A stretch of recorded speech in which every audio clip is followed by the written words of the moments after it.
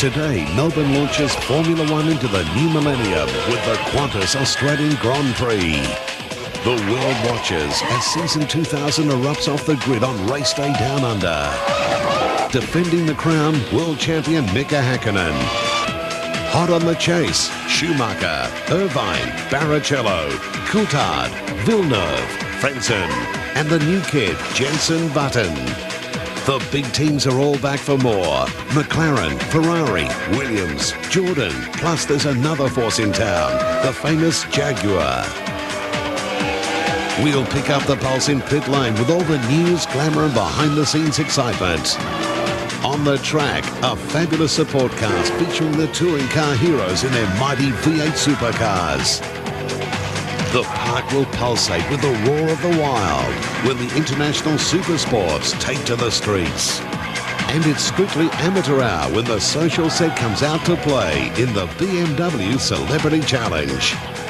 Our reporters will deliver special insights on the major stories behind a brand new season. Then we'll count you down as the lights go green for the greatest show on four wheels. The 2000 Qantas Australian Formula One Grand Prix on the one and only Wide World of Sports.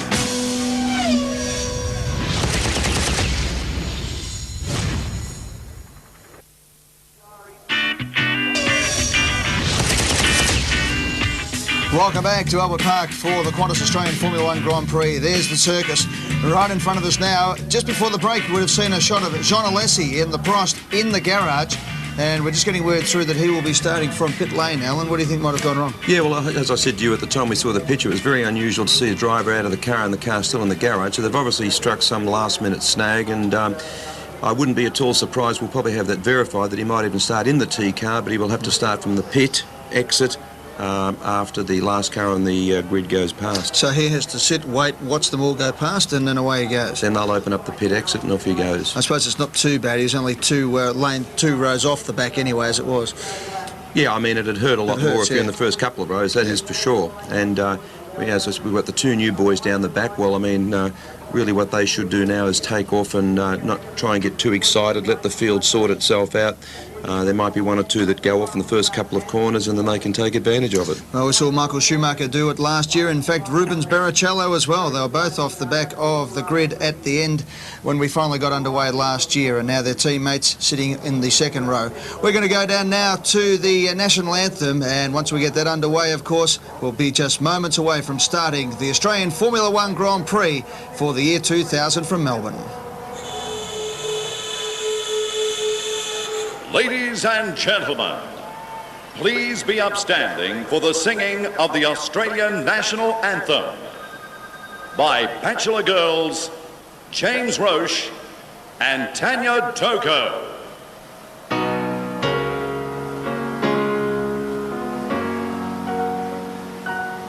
Australians, oh, let us rejoice, for we are young and free, with golden soil and wealth for toil.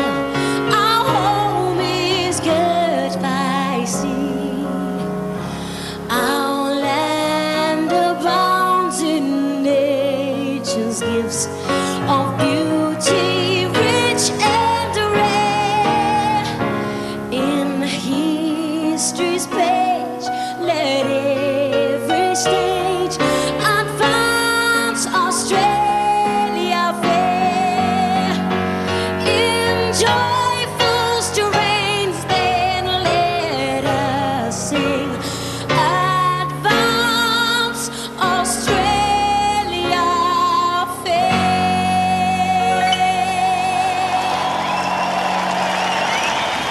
Stirring sounds of the national anthem as we get set for the first Formula One Grand Prix of the millennium. Look at the colour there. In pit lane as we're almost ready to go, just on the left-hand side, and on the grid itself as the starting cars there. Let's take a break. When we come back, Alan Jones will go through the grid one more time, and then it's action stations here on Nine's Wide World of Sports.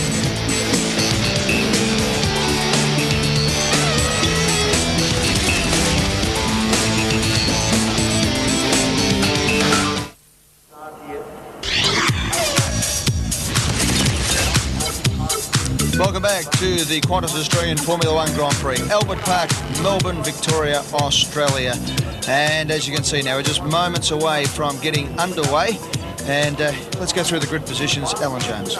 Okay, well, Mika Häkkinen, pole position for him yet again. His teammate David Coulthard beside him. The two Ferrari boys, Michael Schumacher and Barrichello on the second row. The two Benson Hedges boys, Frentzen and Trulli on the third row. Eddie Irvine in the new Jaguar, great result for him. Jacques Villeneuve in the new Honda-powered BAR in 8th. Fisichella, Mika Salo, Rolf Schumacher in 11th. Pedro de la Rosa in 12th. Verstappen, Wirtz, Heidfeld, the new German newcomer, Zonta, Alesi, Genet, Deniz, Johnny Herbert well down there, Jenson Button his first Grand Prix, and Masakan his first Grand Prix, bringing up the rear. And as we know now, Jean Alesi starting from the pits right at the back there. Let's have a look inside the cars here, Alan. Just take us through it. It looks like a helmet once upon a time has stopped your head from getting smashed. All those tubes going in, what are they?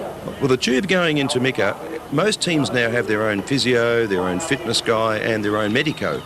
Now, I wouldn't have been at all surprised if he's had a urine test and whatever else test this morning, considering that the weather is this hot and the ground temperature is so high. They will have mixed a formula to give him what he was deficient of at the time he had the test, so there could be anything in there. So when he wants a drink, he hits a button and it just squirts into his mouth? He just hits a button on the steering wheel and that electrically gets the fluid going into his helmet and consequently into his mouth and replenishes his fluid loss.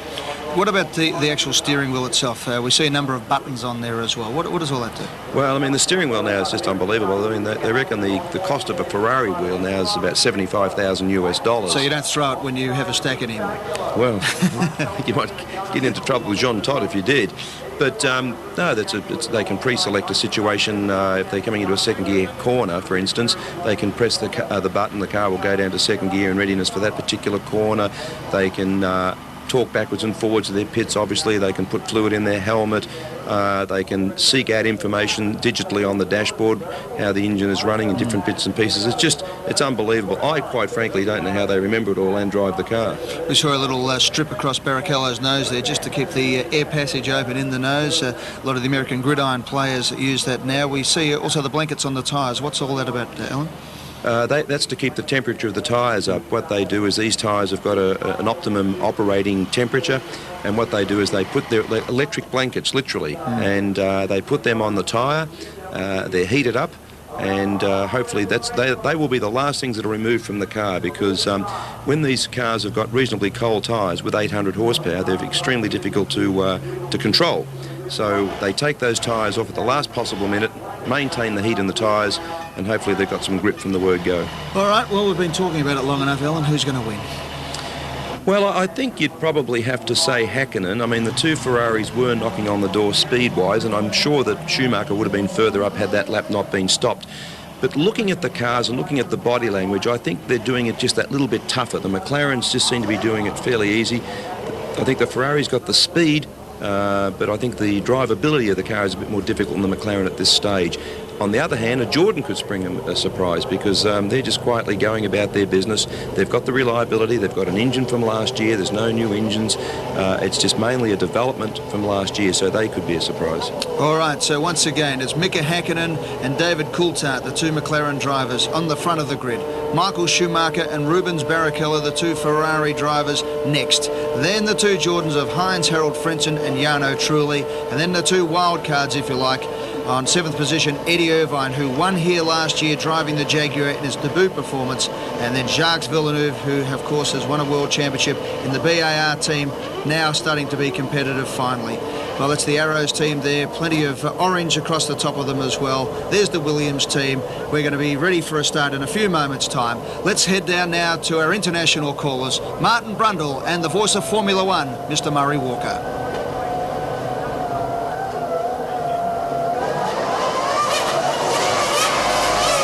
This, of course, is the formation lap. Mika Häkkinen, David Coulthard, Michael Schumacher, and if anybody drops back incidentally or has a bad start, they are now allowed to take up position on the formation lap. Unfortunately, that has not happened. Yes, they're all away nice and cleanly. And all of the cars on your right-hand side of the grid, the left of the grid from the driver's perspective, have an advantage. That is the racing line.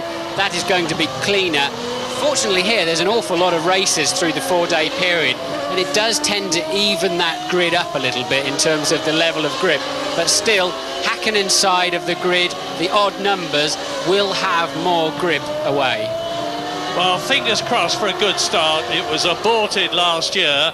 Michael Schumacher stalled his engine and had to start from the back of the grid, and then the two Stewarts nearly burst into flames. Interesting tactics here. Look how hard the two McLaren boys are taking that field round. That's very unusual. Normally, they'll have to back off in another couple of corners and bring the field together. Otherwise, they'll be standing at the front of the grid for the best part of a minute. They've got to hold the field up towards the end, but they really did scream away. Looked pretty much like a tactic to me. This is the approach of turn 11 and turn 12, the right-hander there. They accelerate up to about 165 miles an hour as they go past the Powerhouse Exhibition Centre, the one with the white roof there. Then down, this is a 16-turn course. The lap is 3.27 miles. Everybody, my understanding is everybody except Jenson Button on the softer tyres, and I'm also expecting very long first runs here, probably mid-30s in terms of laps before they come in. I think Ferrari were experimenting with two-stop fuel this morning, probably more to rattle the cage of McLaren than anything. I'm really fully expecting them all to one stop. And as the tyres appear to give more grip as they get older around here, for whatever reason, the compound has changed this year. It seems a bit more durable. We're expecting them really to try and stay on those tyres as long as they can. That means the cars are very heavy on the line, Murray.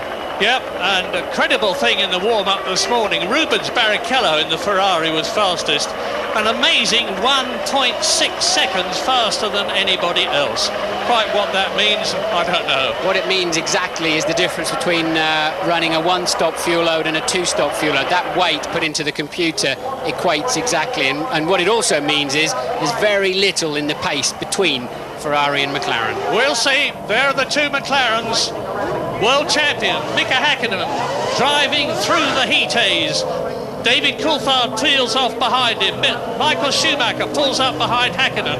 Barrichello behind David Coulthard. There are the two yellow Jordans in their new brighter livery. Yes, Coulthard. Alesi.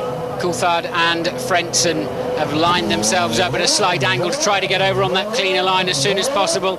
And Alesi patiently waiting in what must seem a very quiet pit lane. Well, he was starting 17th on the grid. He's now effectively starting 22nd. A big penalty, not as bad as it might have been, though. And just look at the heat. It's about 40 degrees on the track down here. Lights are on, the red lights are on. 3 lights, 4 lights, 5, then it'll go out, and it will be go in Australia. Lovely start by Mika Häkkinen. David Coulthard's going well. Schumacher is third, and coming up very well is Harold Frentzen in the yellow Jordan. He's past Rubens Barrichello. Rubens Barrichello goes down a place, and it looks to me as though everybody is through the first sequence of corners, and Mika Häkkinen has got David Coulthard riding behind him. There is Rubens Barrichello. A terrific long jam of cars. Are they all going to get round this corner? Yes, they do. Round the Sports Centre corner. And so it is McLaren leading as it was last year. McLaren second as it was last year. Michael Schumacher is third. Frentzen is fourth. Barrichello is fifth. Trulli is sixth. And in seventh position, well up, is Jacques Villeneuve in the BAR. Yes, despite all of their practice and testing to get away, the Ferraris were both particularly tardy off the line. And fortunately, Michael Schumacher was able to stay ahead of the Jordans, but Rubens Barrichello dropping down to fifth place. Well, I tell you, the Jenson Button is going through this field like a hot knife through butter. I saw the last 5 together, and he was not amongst them. Indeed, I believe he's up with his teammate Ralph Schumacher. We'll have to look down the field. He's up into 15th position. Jenson Button has moved up from 21st on the grid to 15th before the end of the first lap. Mika Häkkinen, there he is, from Finland in the McLaren. And now look, this is very different to last year. Last year, the two McLarens, Häkkinen and Coulthard, majestically strode away from Michael Schumacher. They're not doing it this time, but the first 3 are stretching away from the first Jordan. Lap 1 completed. Look at the gap there. This is great stuff already, and we've got to have 58 laps of this. It's going to be a long, hard, tiring race. Hard on brakes. When are the fuel stops going to come? McLaren, Ferrari, Jordan, Ferrari. Marc Genet has gone into the pits already, and at the end of the first lap, Jenson Button is in 15th place. Behind Rubens Barrichello, Trulli is 6th, Villeneuve is 7th, Mika Salo is in 8th position. Eddie Irvine in the Jaguar has dropped down 2 places tonight. And Herbert is out of the race. Johnny Herbert, who's had an appalling weekend, is already out of the race. He's at the end of the pit lane here, so he's past the white line, now in vision with you, and well, no way they can recover that car, and there's no point in doing so anyway. And Johnny, well, what's he got to do? We say this every year, don't we? Do. Well, Jaguar have got a very special oiling system combining the oil in the engine and the gearbox. It's given a lot of trouble and is continuing to do so. And I don't know what's going to happen here. It looks like, oh, and this is why Johnny's out of the race. Look, he was going, minding his own business, going around the outside, and a Sauber and probably a BAR on the inside touch and just ran into him, has clearly damaged his car. Yeah, I was just looking to see where Herbert was at the time. What's interesting here, Murray, is the McLarens are actually just stretching away gently. Look, it was 1.4 second lead that Häkkinen had over Schumacher at the end of the first lap. Let's see what it is this time round. 2.2, look, so he's a full 8/10 up. So Michael Schumacher not showing that blistering pace yet. You heard what James Allen was saying, that it was sensible strategy, seemed to a lot of people, to put Mika Häkkinen on a 2-stop strategy, David Coulthard on a 1-stop strategy between Häkkinen and Schumacher, which is where he is now. That would fit the circumstances at the present moment, with Mika Häkkinen definitely making the pace and a gap developing between Schumacher, who is 3rd, and Frentzen, who is 4th.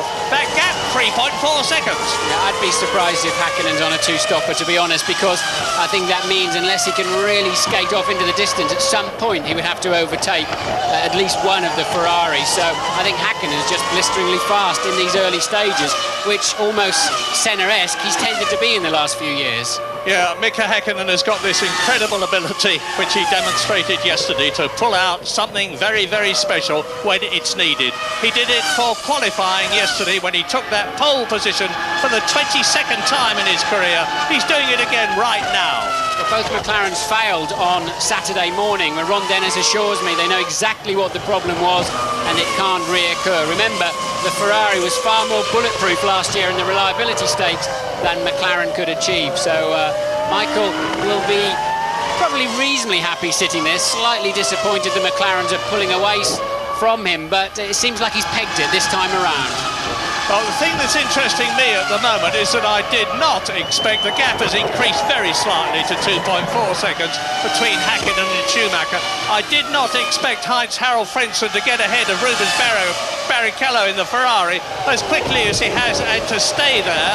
They're battling very closely on the track. We haven't seen them, but the Jordan is tucked right up under, and behind is Jarno Trulli in 6th position.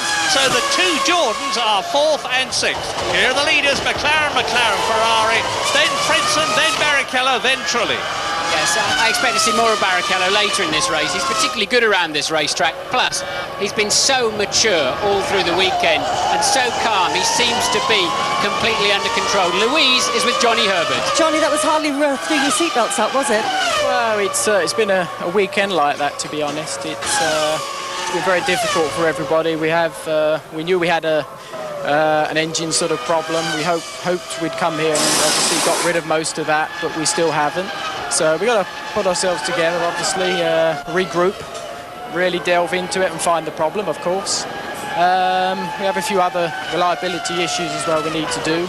But, you know, generally it's we know the car, when it runs, is actually a capable car. But obviously it's just a bit frustrating, like today, where you get a good start. You're getting a little bit, all right, it was a bit I think Pedro got pushed by someone who got pushed into me. But then the clutch went directly after that, so I was already on my way out, which is, you know, it's just a shame because we need the mileage now. things can only get better. Well, you're watching now the Jordan followed by the Ferrari. It's Frenson and Barrichello. Just behind them in 6th position is Jarno Trulli. Where is Johnny Herbert's teammate Eddie Irvine in the other Jaguar? He started 7th. He's been passed by both the arrows of Verstappen and De La Rosa and Mika Salo's Sauber and Villeneuve's BAR. So Eddie Irvine, the man who won this race for Ferrari last year, is down in 11th place. And Mika Häkkinen has now just made another fastest lap of the race. He's really flying. 1 minute 33.9. Well, Barrichello's got a job on to pass that Jordan, which is not too slow in any part of this racetrack. Barrichello's got the faster car at the moment, that's clear to see. But has he got enough of an advantage? There really are so few places around here. The braking and turn-in areas are short and very high-speed turn-ins, for example, into this chicane, and doesn't offer any overtaking opportunities. That's a Lacey trying to make up ground, trying to overtake the Sauber, and clearly locks the rear wheels, probably on downshift as he headed into the apex with a bit too much speed. And that's put him probably straight to the rear again. Yeah, his dander is well and truly up. He had made his way up from last to 18th as we look at Jacques Villeneuve now, 7th position in the BAR, and right behind him is Mika Salo in the Sauber, the man who drove for Ferrari and BAR last year. Salo in the Sauber with the Ferrari engine, and Jacques Villeneuve will be looking not just for another finish, he didn't have many of those last year, but for BAR's first point as Pedro de la Rosa of Verstappen. Have a look at Mika Salo. The new orange arrows are going magnificently with the Supertech engine. They've got a brand new chassis. They've got two very tidy drivers, and one of them, Pedro de la Rosa, you can see in 10th position, is swarming about all over Salo, and behind the second one, Jos Verstappen, is Eddie Irvine in the Jag. Yes, and I'm expecting that arrows to be quick through the entire race. Looking at it, remember I said in qualifying yesterday, it's very supple at the rear. It seems like it rides the track and the bumps and the curbs, and I think that'll pay dividends if they're doing very long stints to keep the tyres better intact. Running quite wide there, Verstappen, but the arrows seeming to be confirming their winter season pace. Salo doing very well there in 8th place too in his first race for Sauber. Lap 6 out of 58. There's the leader, Mika Häkkinen. You can see how far he is ahead of David Coulthard. Look now for the Ferrari of Michael Schumacher. It's about 2.8 seconds down the road as Häkkinen comes through to complete his 6th lap. But Michael Schumacher is still very, very much in touch with the leaders. Frenson is still 4th, then Barrichello and Trulli. Mika Häkkinen has just done another fastest lap, and Michael Schumacher goes quicker again. Michael Schumacher is piling on the pace. He's closing slightly. He's got it down to 2.7 seconds. Yes, Schumacher's very fast in the last section of the racetrack. Over half a second a lap faster than McLaren's, and that's where he's able to make it up. So Michael beginning his charge now. Barrichello still tucked up behind Frenson by just 0.2 of a second. Button dropped back to 16th place.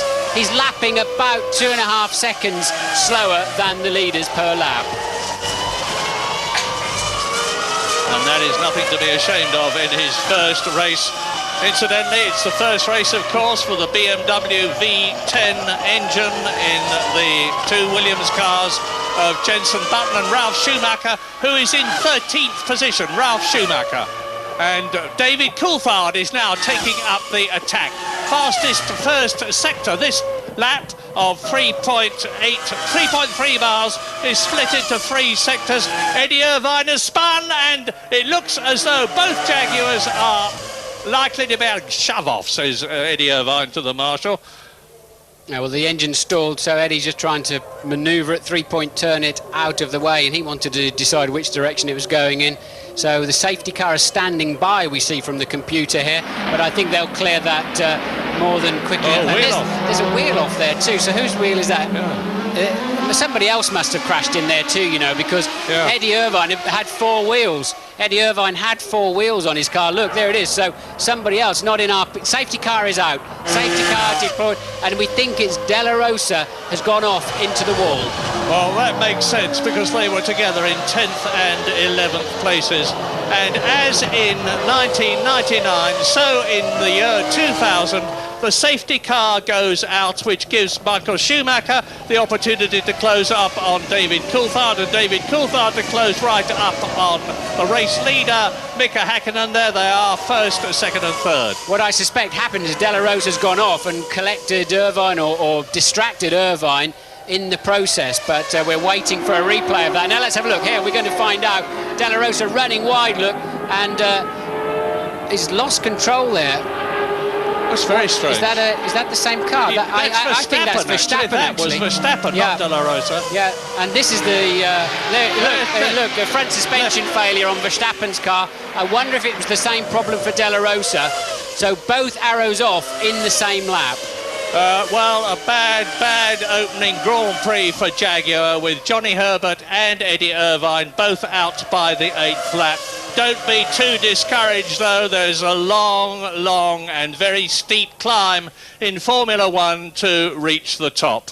And Jaguar are right at the bottom of the ladder now, starting with what was the Stewart team, but there's a lot of new things in it and a completely new motor car. So we're now on lap 8 out of 58. The field will close right up while they remove the broken bits of motor car, and the race will effectively restart, but from a rolling start instead of a standing start. Good news for Jensen, of course. That's moved him up to 13th place and enables him to close back up to the leading pack. So at the moment he's tucked up. He was just 0.6 of a second behind Wirtz before the safety car came out. Now, one of the problems in this sort of a situation is to make the safety car go fast enough. Well, we'll soon see, but whilst this temporary lull is happening, we're going to take a break.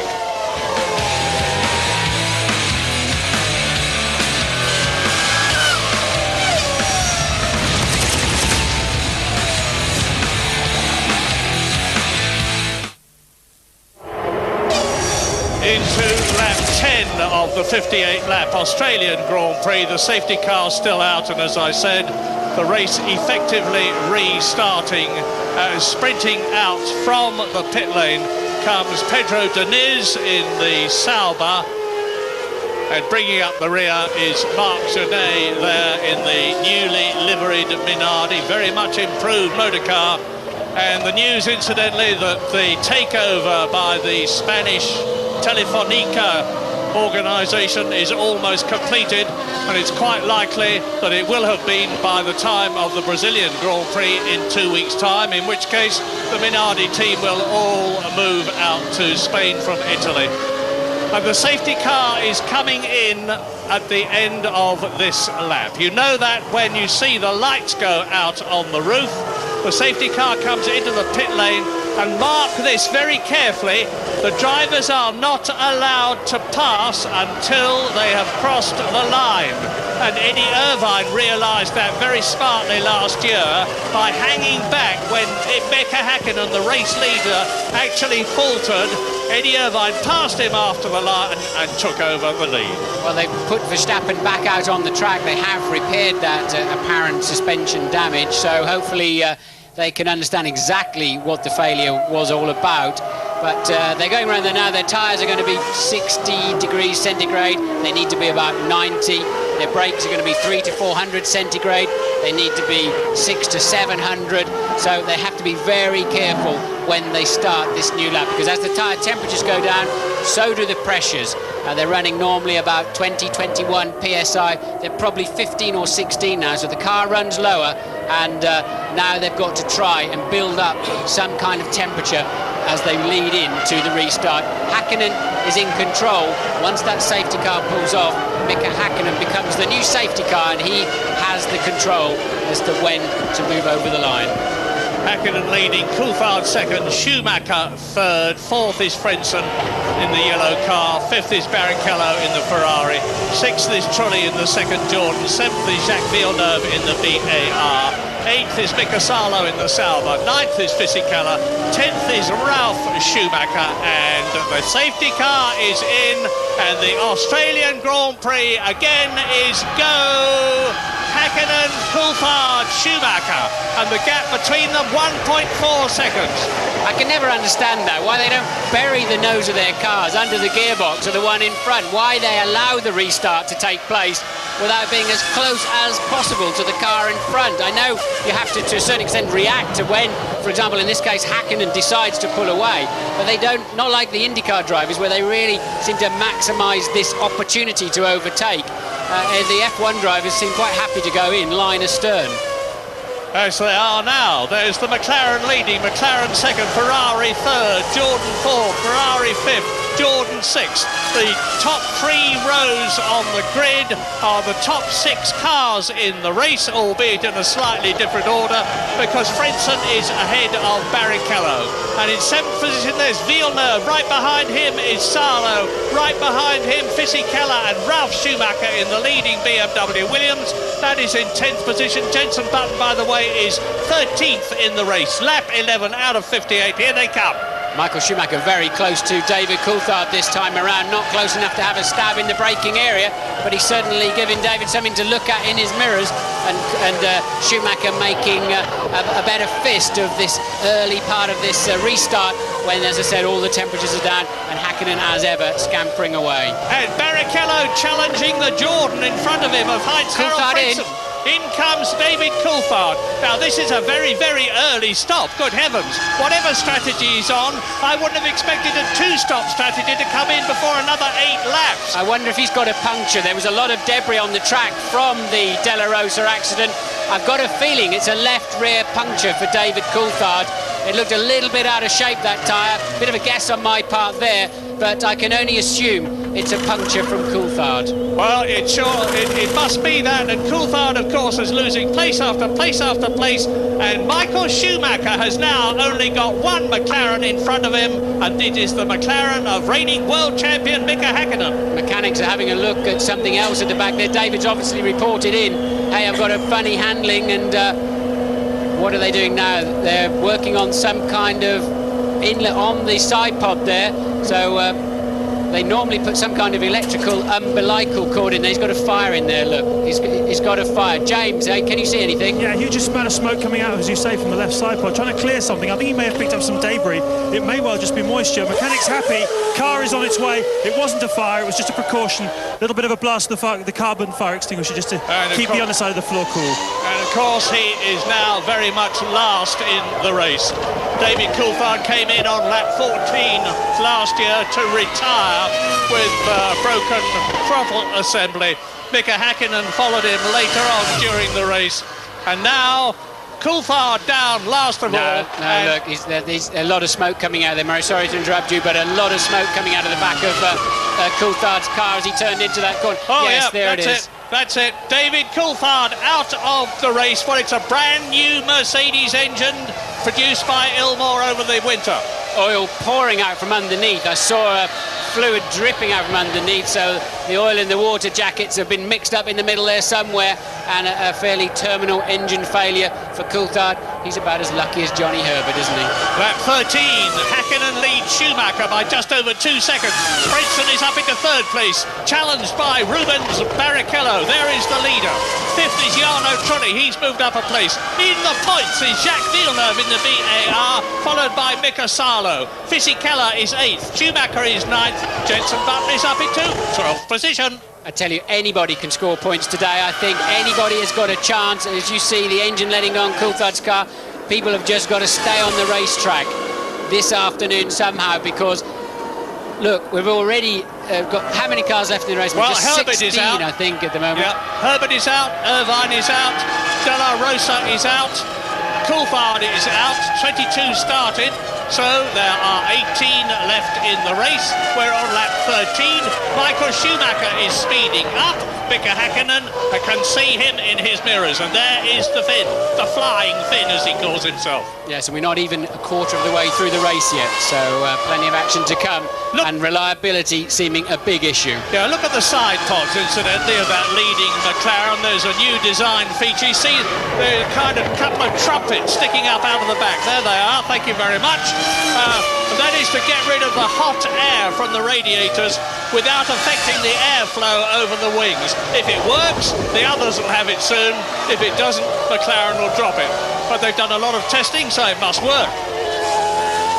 Hakkinen a full 0.6 of a second faster on that lap than Michael Schumacher. His lead up to 2.9. He's no longer got a rear gunner in the form of David Coulthard to help him out, so he's decided to pick up the pace. Obviously very bad news for McLaren in the Constructors' Championship. The most points they can hope for now are 10 from Mika Hakkinen winning this race, and it's by no means certain he's going to do it. And Ferrari could score 10 points if they could get Rubens Barrichello behind Michael Schumacher up into third position. But that's speculation. There's a long, long way to go, and Hakkinen is now leading Schumacher by an increased margin of 2.9 seconds. Clear track behind Schumacher. Frentzen and Barrichello pretty close together. There they are, rounding turn 12 on their way to the golf course corner. And in 5th and 6th position, both the Jordans, incidentally, are doing well. Jarno Trulli is 5th. Yes, Coulthard's car must have been incredibly hot, having had the safety car laps where they can tend to pick up a lot of engine temperature, not much air going through the side pods, and then that awfully long pit stop. And it doesn't surprise me at all. He had engine failure on the way out. Whether it was his reason for going in or not is another matter. Louise is down with Eddie Irvine. Eddie, from the camera angles that we could see, it was a bit difficult to tell who collected who. Talk us through it. No one collected anyone. De La Rosa just hit the wall and bounced out in the middle. I lifted to slow down. The car just spun the minute I lifted. It's the handling thing we've been talking about. So, and there is Frentzen. And behind him, Barrichello. Now, this is looking good for Jordan. I was talking to Mike Gascoigne, the designer, just before the race started, and he was very, very optimistic about their chances. Heinz-Harald Frentzen, who joined Jordan last year and won 2 races for them, finished second here in Australia and showed how happy he was in his then new team. And he's now a completely rejuvenated driver, showing all the class and style that we always thought he'd got, keeping ahead of Rubens Barrichello in the Ferrari. Now we are with You're on board Barrichello. The Ferrari of Barrichello now in 4th position, looking at Frentzen ahead of us. What's he thinking, Martin? He's thinking, I need to get past this Jordan in a hurry. I'm already 10 seconds behind the leader, and he's currently lapping 1.3, 1.4 slower than Michael Schumacher, his teammate. So that gives you a gauge of how much time it's costing him in the turbulent air coming off of the back of that Jordan. And there's a few areas of this racetrack where it's very difficult to follow another car and actually see your line too. So Rubens needs to really have quite a big stab anytime soon. And just to translate what Eddie Irvine said, basically, De La Rosa went off in front of him. He lifted the throttle in avoidance and spun off. So that's quite an alarming handling trait that Eddie referred to as having spoken about before this weekend. Great to see that on-board stuff from the car, incidentally. We hope to show you a lot more of that this year. And Barrichello crowding Heinz-Harald Frentzen's Jordan with Trulli behind him. Trulli is another driver, of course, who has moved from the Prost team last year to Jordan, and news from James Allen.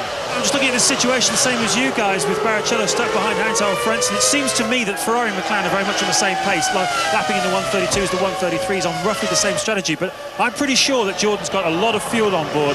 They did it a lot last year. Frentzen was strong with a heavy car. He was able to push it right to the limit, and of course that safety car period will really have helped him. He'll have been able to go longer into the race. We might even see him coming in around like 40, 45 even, with that fuel conservation he was able to do under the safety car. He is a player in this race because, of course, Ferrari and McLaren still have some question marks about their reliability. We've just reached just over quarter distance of this race, Murray, and we've got a situation where Hakkinen 3.4 seconds ahead of Schumacher, who's a further 8 ahead of Frentzen, and Barrichello, as you can see, just 0.4 of a second behind. Now, the race could be transformed by drivers being on different strategies.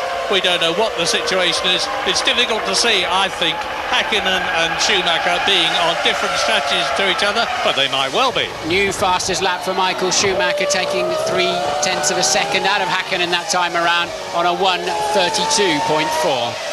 Now, it's a pity we can't see it, because from 9th place down to 13th, there is a colossal battle going on between Ralf Schumacher in the BMW Williams, Zonta in the BAR, Wirtz in the Benetton. Jenson Button is tucked up underneath his rear wing, and Jean Alesi is up there as well. But we look now at the Ferrari of Michael Schumacher. Now, where is he in rally? You can see he's out of sight of Mika Häkkinen on this part of the course, but he's quicker. The gap between the two is now 3.2 seconds. The fastest lap we've had is Michael Schumacher, 1 minute 32.47. Fastest lap we had last year was 0.3 of a second slower than that by Michael Schumacher himself.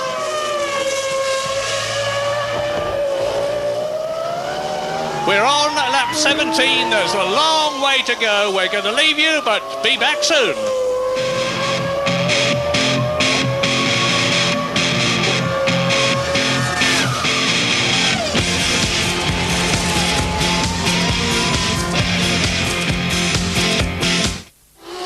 The newly liveried BAR of Ricardo Zonta from Brazil. Häkkinen out, Murray. I think that's Häkkinen slowing. Mika Häkkinen out of the race. Both McLarens, as they were in 1999, retiring, and Michael Schumacher goes into the lead. And it looks as though if he can keep going, he's in a very strong position to do well in Australia, which is something he has never done before. Mustn't get too excited about the situation, but a very, very unhappy race for McLaren, as it was last year. Last year they had the fastest car, but they had problem after problem through the season. And there's no doubt about the fact that it was reliability that cost them the Constructors' World Championship. Schumacher leads. The flags are flying. There is the proof. Schumacher leads the Australian Grand Prix. Häkkinen is out of it. Coulthard is out of it. Frentzen, as he was last year, is in second place, but behind a different Ferrari. Last year it was Eddie Irvine's car. This year it is that man's car, Michael Schumacher. Rubens Barrichello is third in the second Ferrari, and James Allen is in the pits. Well, Murray, I watched that drama unfold down here in the McLaren garage. Actually, it was just beginning to kick off, just before we went to the break. I have everything crossed that Mika Häkkinen wouldn't retire during a break, just thinking about all the letters we get. But basically, I think it's some form of power problem. The engineers started to sense there was some difficulties. They were looking at the computer screens. They had some batteries ready. On the lower left-hand side of the side pod, there was something that they were going to hopefully top up, or it was something to do with power, electricity, I feel. It's a problem that Häkkinen had, of course, yesterday morning. He only got about 4 or 5 laps in of the morning practice session. They had to change the whole back end of the car. I think it's the same problem, possibly revisited. Something to do with power failure anyway. McLaren mechanics, of course, completely gutted. Worked very hard this weekend. Thought they were onto something here. But again, once again, second year in a row, going home with nothing. I suspect they were trying to recharge the air valve system, probably, James. And in that case, judging by the amount of smoke coming out of the back, may well be similar to Coulthard's car in that it was running out of compressed air for the valve system. And another retirement now. Pedro Diniz in the Sauber, so that means we're going to be down to just 15 cars. Only 8 finished last year. Mika Häkkinen adjusting his new hairstyle as he takes his helmet off. But Michael Schumacher now with some 38 laps still to go, leads by a comfortable 17 seconds from Heinz-Harald Frentzen. Rubens Barrichello right behind Frentzen's Jordan. And by keeping an eye on Jenson Button for Britain, because he's now moved up into 11th position as a result of the disappearance of Mika Häkkinen. Just 1 place off the top 10. And he's lapping within 0.3 of a second of Ralf Schumacher, so pretty impressive start to Jenson Button's career here in Melbourne. Now, last year, as I was saying, just 8 cars finished the race. Now, I said earlier on that they've designed entirely new cars. Formula One is always changing them. They've tested. They've tested in Barcelona. They've tested in Jerez. Williams went out to South Africa, where it rained most of the time. But you can test until you're blue in the face or red in the face in the case of Ferrari, and you don't get the same pressure that you get in a race. Maybe we've had that proof here today with the 2 McLarens going out. And pressure now is on Heinz Harold Frentzen in the yellow Jordan. There is Rubens Barrichello third behind him. The next car you see is Jarno Trulli, who is in a fourth position. Now, there is only 1.3 seconds between that Jordan of Frentzen coming through to complete the lap and his teammate Jarno Trulli in the second Jordan, who is behind him in fourth position.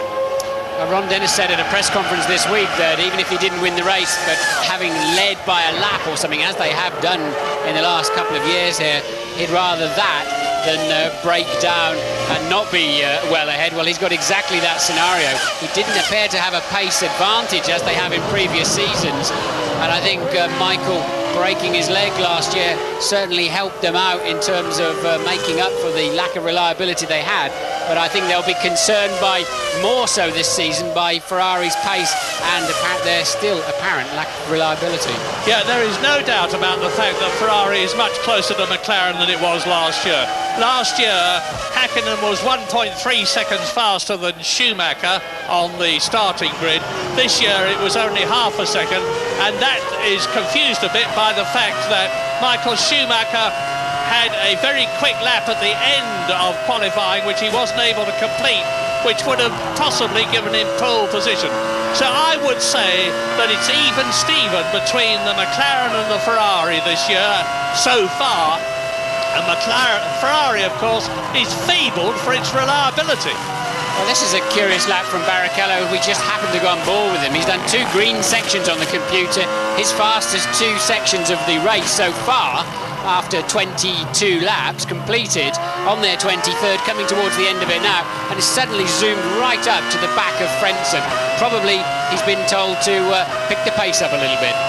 Yeah, let's look at the constructors. Ferrari is leading this race. Jordan are in a very strong position, with Frentzen in second position and Trulli in fourth place. Ferrari, of course, have got Barrichello in third position. BAR are on target for at least 1 point at the present moment, because Jacques Villeneuve is in fifth position, and he's more likely to finish the race this year than he did last year. By this time last year, he was out with a broken rear wing, which brought the safety car out. And he's got the Honda engine this year in the BAR, and it's been very, very reliable all through testing. BAR are looking good at the moment for their first point, and Sauber are on a single World Championship point if they finish this race, which has still got 36 laps to run, because Mika Salo, the Finn, who joined them from Ferrari as a result of Michael Schumacher coming back for that absolutely sensational drive at Malaysia last year. Mika Salo is in the Sauber team. Now, 7th is Fisichella, 8th is Ralf Schumacher, 9th is Zonta, 10th is Alexander Wurz, 11th, Jenson Button. We were watching Trulli in fourth place there, but remember, Salo could have and should have won. In Hockenheim last year, had to give the race up to teammate Eddie Irvine when he stood in for Michael Schumacher.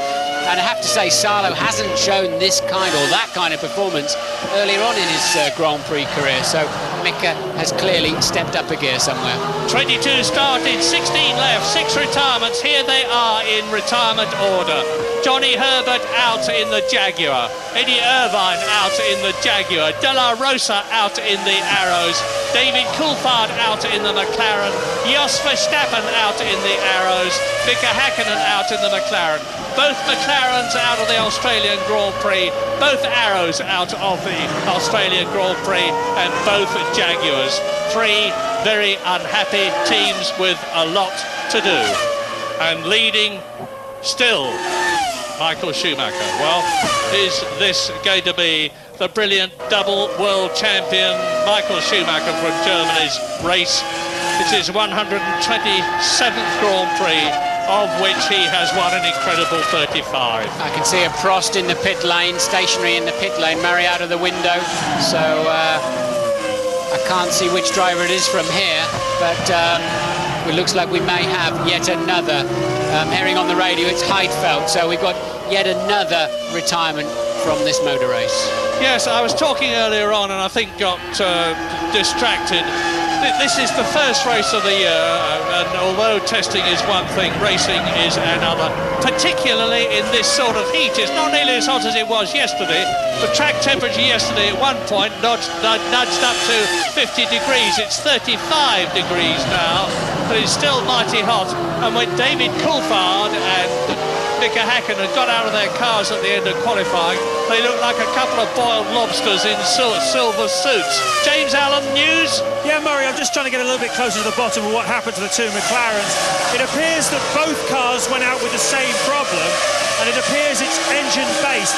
They both had misfires. Coulthard came in to try and fix some form of misfire. The little flash of flame you saw under the car and the flash of the fire extinguisher was because the bodywork was getting hot, but the basic problem was to do with a misfire. The mechanic was working on the same area of the car that they were going to have to work on Häkkinen's had he made it into the garages. So same failure, both cars engine-related.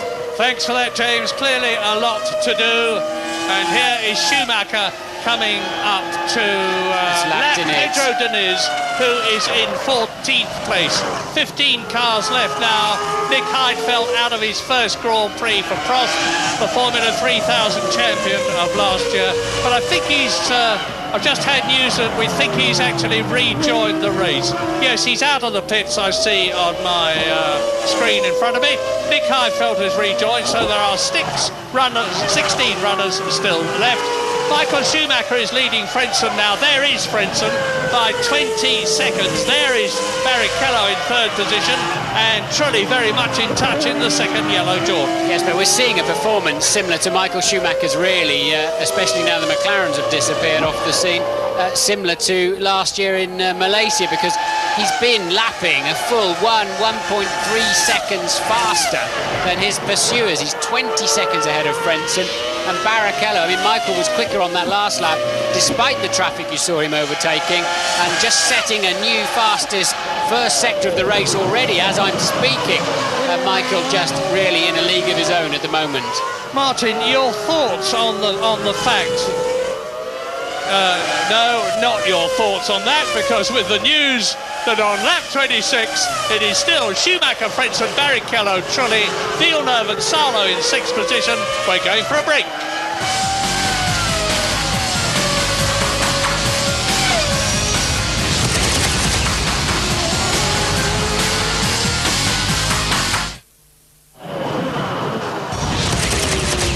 Lap 28 out of 56, which, unless I'm very much mistaken, is half the distance for the Australian Grand Prix. Track temperature 34 degrees, it's going down, and Louise Goodman is with Ron Dennis, the boss of McLaren. Ron, I understand both cars have gone out of the race with an engine-related problem. What can you tell me about that? Yes, that's quite correct. They suffered exactly the same failure, which was pneumatic failure in the valve gear, which is exactly the problem we had with two engines in qualifying yesterday, or practice in the morning. What's obviously frustrating is that we complete thousands of miles testing to avoid these sorts of problems at a Grand Prix, and probably some spec changes occurred between the last test and the preparation of these engines, which has caused these failures to occur. On the positive side, they're all exactly the same. It is a small failure, and as such it will be technically a very difficult result, but when you're dominating a race and already in a situation where you're conserving fuel and dropping the pace, it's very frustrating. I think it was a comfortable result, and makes it a little bit more difficult to accept. Thanks for talking to us. New fastest lap of the race for Michael Schumacher. Strangely, pole position was slightly slower this year, and that's unusual, but the race pace is faster. Michael's still pulling out over a second a lap on his pursuers, and he's lapping best part of 2.5 seconds a lap faster than, for example, the Williams, the Benetton, and the midfield group that are running from 5th through down to Jenson Button in 11th place. 2.5 seconds a lap faster. James is with Mika Häkkinen. Mika, you were driving so well there. You must be incredibly disappointed. Yes, extremely. I am very disappointed, but luckily we have still as much races to go like was total last year. So I think I have still a pretty good chance to score some points this year. Last year, Ron said he'd like to lead this race. That's more important, even if you're retired. Do you still feel that way? Do you feel you have the edge over Ferrari from what you've seen this afternoon? I think we are very competitive at the moment, very strong, and I'm happy with the speed of the car, but not happy to finish in the Grand Prix. And like you probably heard me yesterday saying, you know, what is important here to come here and score some points. Top 6 for scoring points, I'm happy. That did not happen, so it doesn't feel very nice at the moment. Thanks a lot, Mika. Out of the race goes Jean Alesi, a very pragmatic Ron Dennis saying how it is, a very pragmatic Mika Häkkinen reflecting on the situation. And yes, I am very much mistaken. Twice 26 is not 58. We are not quite at the halfway point of the race. Well, we are now, actually, because we're on lap 29 out of 58. As you watch Michael Schumacher, he's lapping driver after driver. He's on his 30th lap. He's leading Heinz-Harald Frentzen by nearly 25 seconds. Frentzen has continued to have Barrichello glued to his gearbox, and Trulli is 5.5 seconds down the road in 4th place. Jacques Villeneuve in the BAR is still in a comfortable 5th position, with Mika Salo pressing him pretty hard. 7th is Fisichella, 8th is Schumacher, 9th is Zonta, 10th is Wurz, 11th is Jenson Button, and the Ferrari mechanics are out, presumably to bring in Michael Schumacher, the race leader. I wouldn't think, Martin, that they're bringing Barrichello in and hoping there's going to be a change between him and Frentzen as a result of a quicker Ferrari pit stop. Well, they may have left Michael slightly lighter at the beginning of the race to give him a chance to pass the McLarens and still stay on a one-stopper.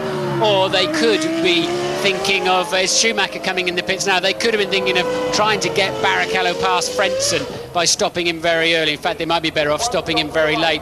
As James said at the beginning of the show, Jordan traditionally have a big fuel tank. James is down at the Ferrari pit. Michael, with the new speed limit here for this year, just 50 miles an hour. This seems an eternity, and of course, as the world champions, they're right at the far end of the pit lane.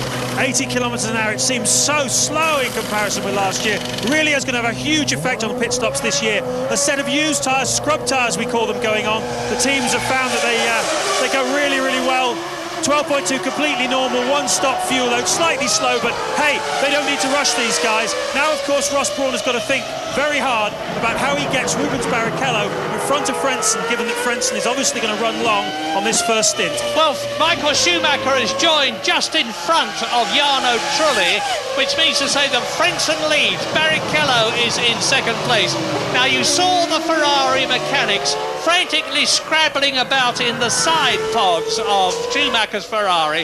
That is because the grass here at Melbourne has been cut. Some of it has not been collected. It has dried out, and you get an awful lot of grass in those side pods on the radiators. And the teams have fitted very, very tight mesh gauze strainers, and the grass piles up on that. They have to get it out, otherwise the engines are going to dramatically overheat.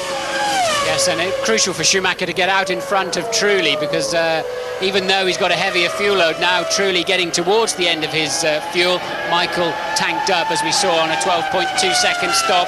Roughly 12 litres per second goes in from the rig, and he now maintains track position whilst being in 3rd place. His pit stop's out of the way, and that worked out just fine for him. Well, now the interesting thing is how much longer is Heinz-Harald Frentzen going to stay out in the lead, with Rubens Barrichello pressing him very hard indeed. There is the Jordan crossing the line. Now let's see where the Ferrari is behind it. There is Rubens Barrichello, and you just saw the flash of Frentzen's wing, so it's a very close fight in the front for the lead. Now, if Frentzen can stay out quite a long time by having a heavier fuel load when this race started, it will mean to say that he'll have to take on less fuel when he stops, therefore take less time, and therefore be in a stronger position. But that again is speculation. Lap 32 out of 58. Frentzen leads. There's Barrichello behind him in 2nd place. Frentzen was in 2nd place last year. Barrichello drove an absolutely sensational race last year, because, as I said, after starting from the pit lane in the Stewart after that fire he'd had, he clawed his way up and then he had a 10-second penalty because he passed Michael Schumacher on the line after the safety car went out, and Barrichello still finished in 5th position last year.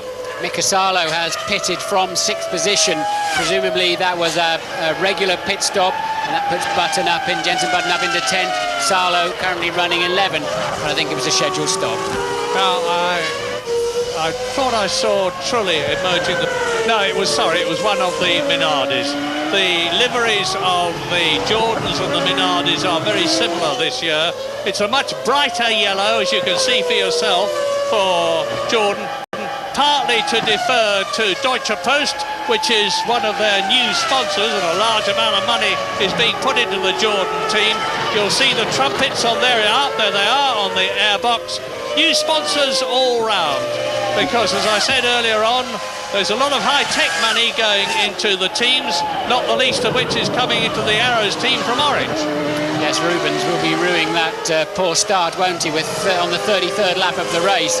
And, well, look how much it's cost him. He's still tucked up behind Frentzen, but I have to say, not exactly carrying him around every corner either.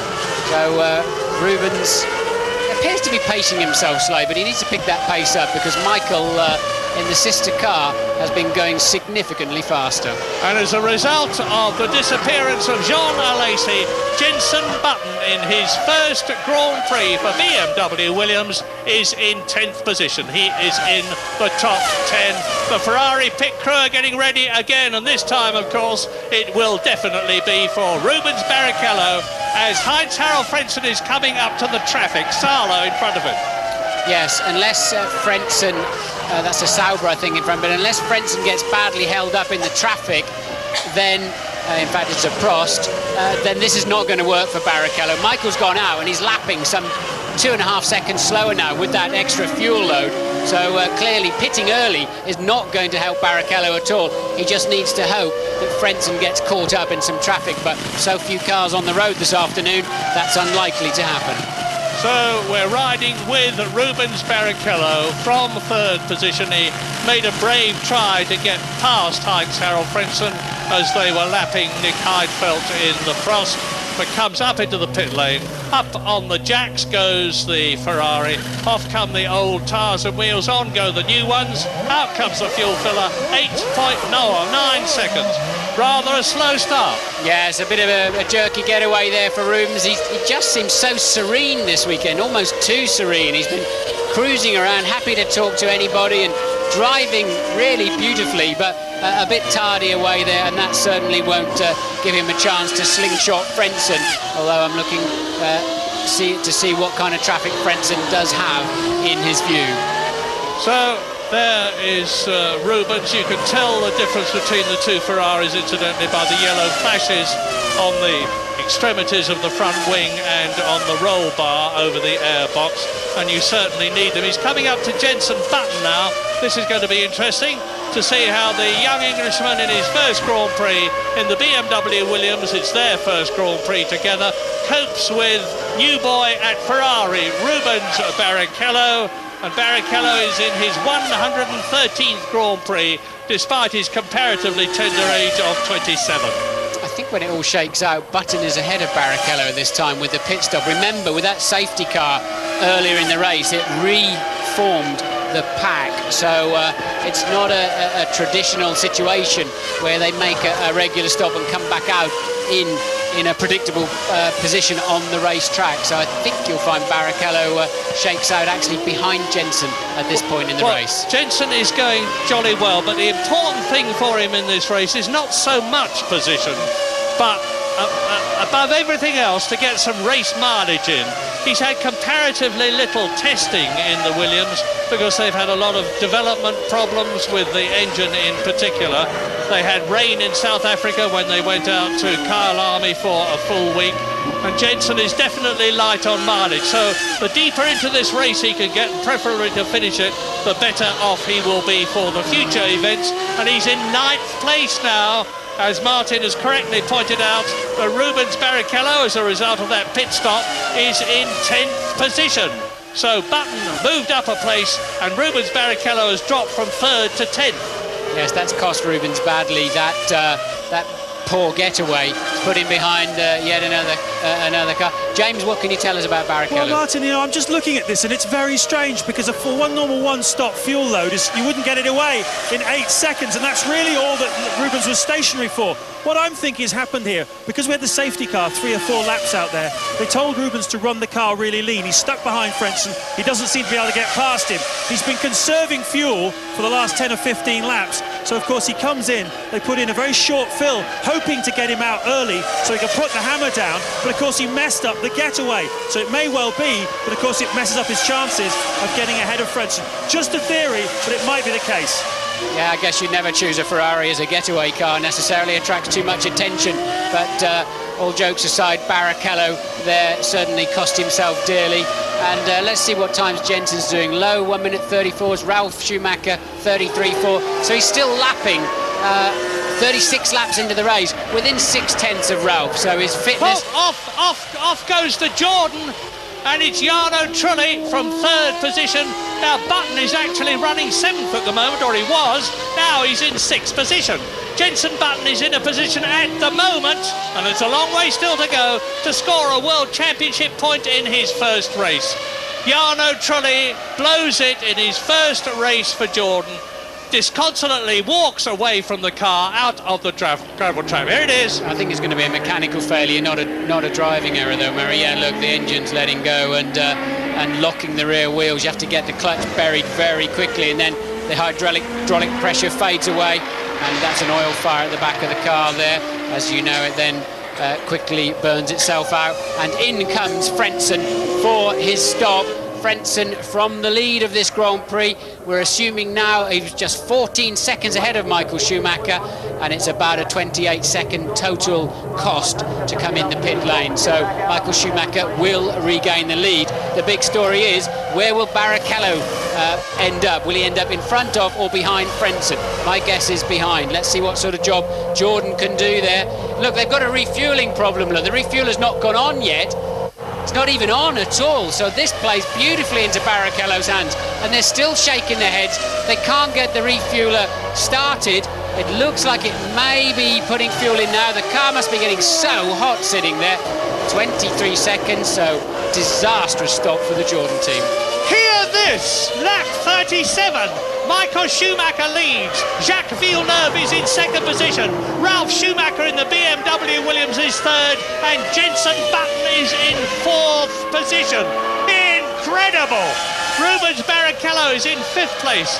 Frentzen, there he is, fighting hard to recover what was the lead, and is now very, very much down the field for him. This race is getting red hot. Race leader.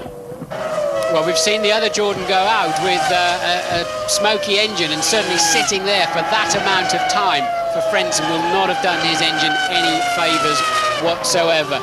I wouldn't want to put any money on who's going to be on the podium this afternoon, Murray.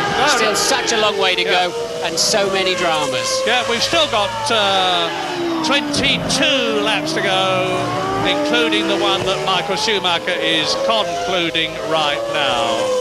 Well, all you can say is, as I've said before, that Ferrari have up to now had reliability on their side.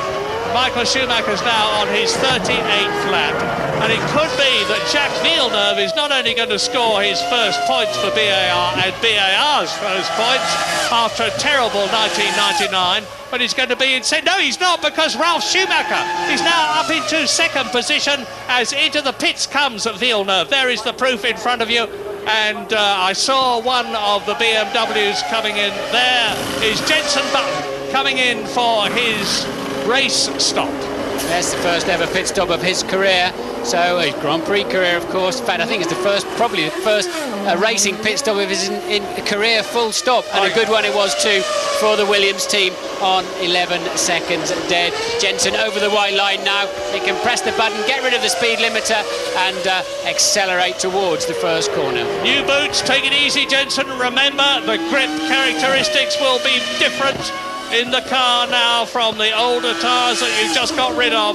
But on lap 38, Michael Schumacher seems only to have to keep going to win the Australian Grand Prix for the first time. But I dare not make any promises. I hardly dare speculate because, as I said, BMW, who are entirely new to Grand Prix racing since they left it so long ago when Nelson Piquet won with a Brabham BMW Turbo the World Championship in when was it? 3. But they're looking mighty good at the present moment as Ralf Schumacher follows his teammate Jenson Button in for a pit stop. He follows in from second position. Now that means that Barrichello will definitely move up into second place in the Ferrari. And we better just let this round of pit stops develop and the race calm down a bit so that we can see exactly how everything has settled. Oh, there's a lot of problems. I was wondering if it was a heat problem. But it's not all that hot. 24 degrees air temperature. Ralf Schumacher, who finished third last year, going well, and we've got news from Louise Goodman. Yeah, disastrous couple of laps for the Jordan team there. As you rightly surmised, Martin, that was an engine problem for Trulli. And then, of course, Frentzen, the refuelling problem, that was a stuck nozzle. That's obviously a serious blow to Hip's hopes of repeating last year's result when it was all going so well for the team. Bad news for Jordan. Thank you, Louise. That 11-second stop for Jenson worked out just fine. It's actually put him ahead of Zonta and particularly Salo. Salo must have had some kind of drama. So Jenson in 7th place. Ralf Schumacher, we haven't really seen. He's got to complete his outlap yet. I suspect that's going to put him down around 5th place. Well, things have got to settle down, but quickly, here are the first 6 on lap 39. Schumacher leading Barrichello now. Ferrari first and second. Ralf Schumacher's been into the pits. Frentzen third, Villeneuve 4th, Fisichella in 5th position, and Jenson Button is in 6th place. Time for a break.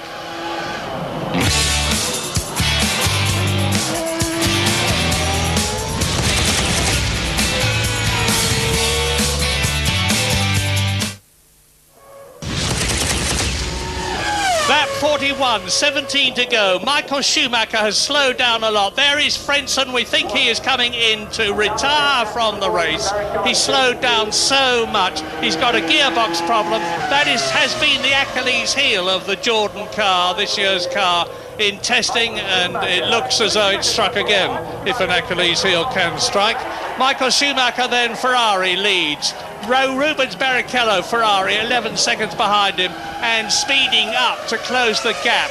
Ralf Schumacher in the BMW Williams is third. Villeneuve is fourth.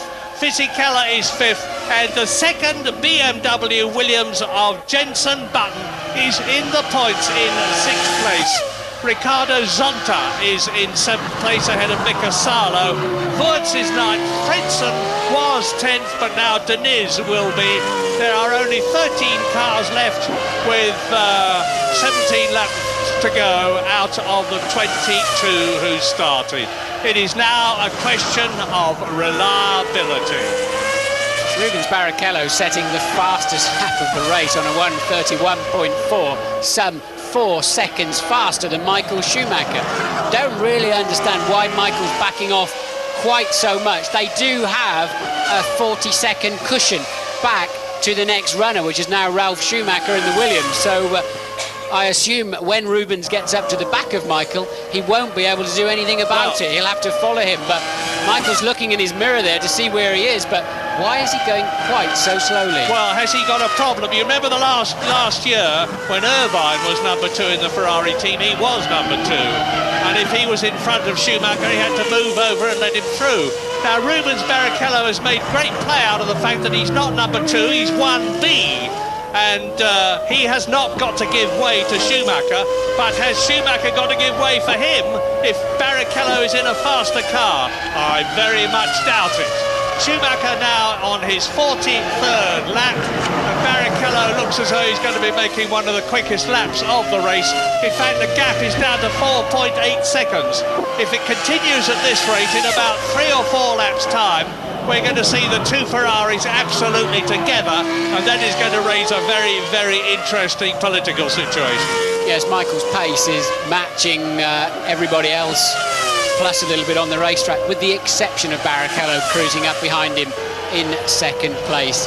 Jensen just 0.6 of a second behind Fisichella and lapping faster, so there'll be a squabble there for 5th place quite soon. Behind Jensen, Zonta and a recovering Salo we didn't see, but he must have had a very poor pit stop. Salo, who was running so well, lost out quite badly in the stops. That's a Minardi cruising in the background. That's Mazzocane, the Argentine driver, in his first race. He's in 11th position. Incidentally, he's been a heck of a lot better than anybody expected him to be. No one had ever heard of him.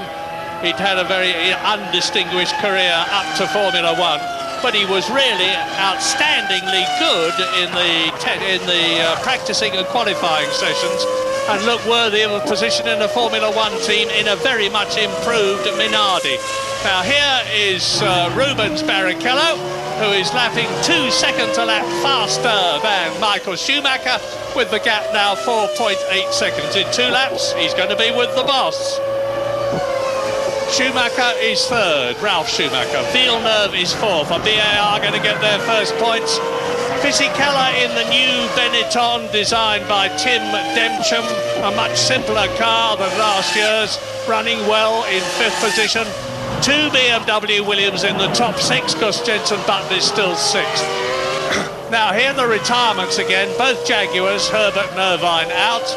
Both Arrows out, De La Rosa and Verstappen. Both McLarens out. Coulthard and Hakkinen. Lacey is out. Trulli is out. And, of course, Frentzen is out, so that's both Jordans. I'll be amazed if anything other happens than Barrichello just cruises to not much closer than that. Here they are. And then just holds station. I don't believe Michael's got a problem particularly. They've got such a cushion, and this is a McLaren game, really, pacing themselves at the front of a Grand Prix with an easy 1-2 apparently in their pocket. James, what can you tell us? Yeah, Martin, still 15 laps to go in this race, of course, don't forget, so anything can happen in that situation.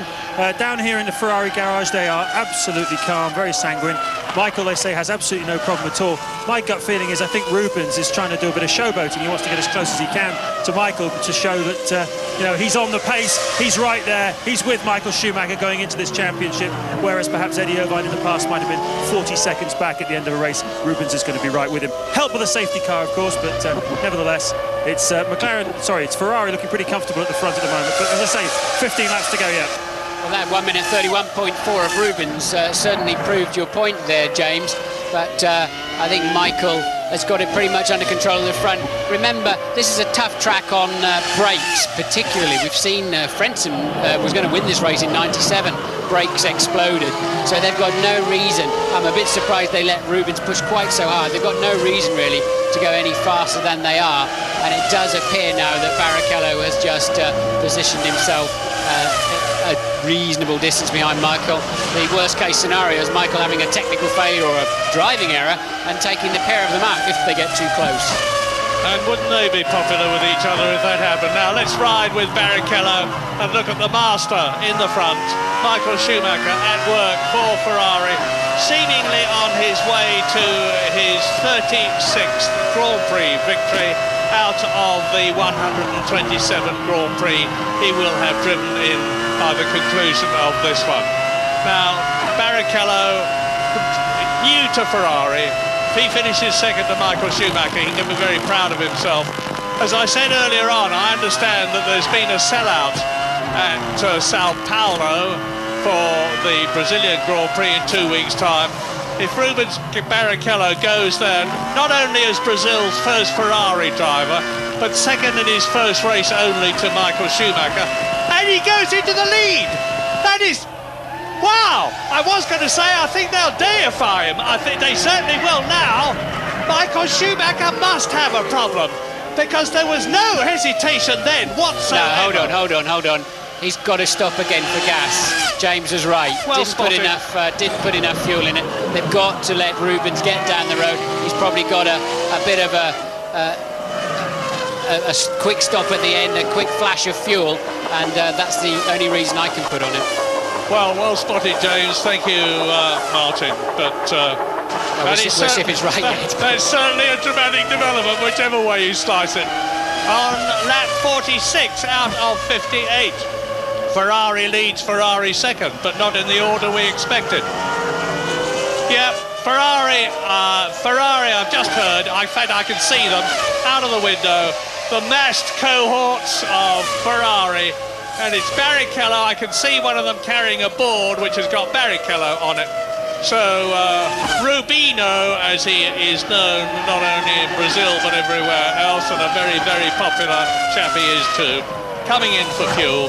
Now, Ralf Schumacher is 37 seconds behind him, so Barrichello will have plenty of time to take on a sort of splash and dash, come out into the track again in second position, and there he is coming into the pit lane. Are you there, James? No, he's not. He's got a way to go yet. The white line going over now for the speed limiter, but they're well spotted there, James, on that short fill. They obviously changed strategy halfway through the race to try and leapfrog him over Frentzen. He had a bad pit stop, but Frentzen had an even worse one. James is there now. Yeah, I spoke to Rubens yesterday. I said, I bet you're looking forward to benefiting from one of those Ross Brawn race strategies. And he looked at me in the eye and he said, you betcha. Very, very short fill. 7.9, completely normal. Everybody here is absolutely as calm as you like. It was exactly part of the strategy to get Barrichello past Frentzen, and marvellous. Well, Michael Schumacher has been saying all along prior to this race, it is absolutely essential for us at Ferrari, if we are to do well in the World Championship this year against a team as strong and as experienced and as successful as McLaren, with their driver partnership of Häkkinen and Coulthard, to get points early. We haven't done that in the past. We've suffered. We've caught McLaren in the latter parts of the season, but we need to be with them, if not ahead of them, at the beginning of the season. Well, at the present moment, on lap 47, with 11 to go, Ferrari are on a maximum 16 Constructors' Championship points. 10 for Schumacher, 6 for Barrichello, and of course, as out of the race goes Jenson Button. Well, that is whatever. But it looks to me as though it's not his fault. It's some sort of a problem. Look at the smoke from the back of the car. And he can say with enormous pride that he was in the points for a lot of the race. There it is. There's the confirmation. You see, there is Villeneuve going through, and Villeneuve behind him, Fisichella. That's how close it was, because there is Zonta going past Jenson Button as he parks the Williams, and the rear wheels lock up. So definitely not Jenson's problem. I think there's a little hard work probably to do in Munich, unless in the very unlikely event of the gearbox locking up. Well done, Jenson Button.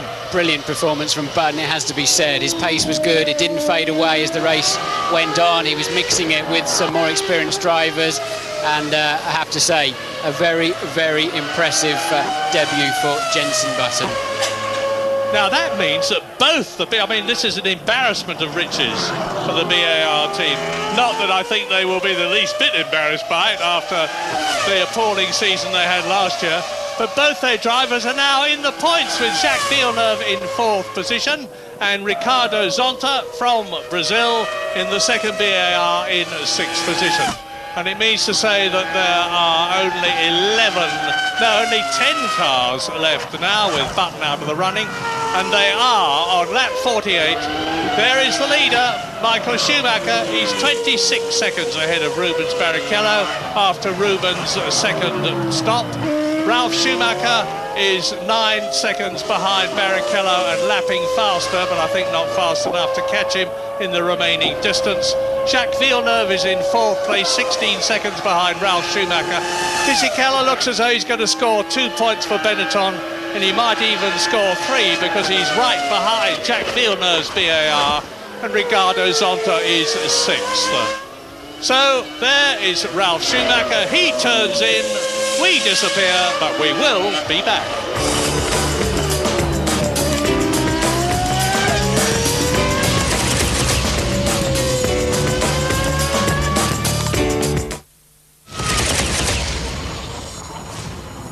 Lap 50, 8 to go, including the one they are on. Michael Schumacher, a commanding lead of just over 24 seconds from his teammate, Rubens Barrichello. Sadly, Jenson Button out of the race, which looked like an engine problem.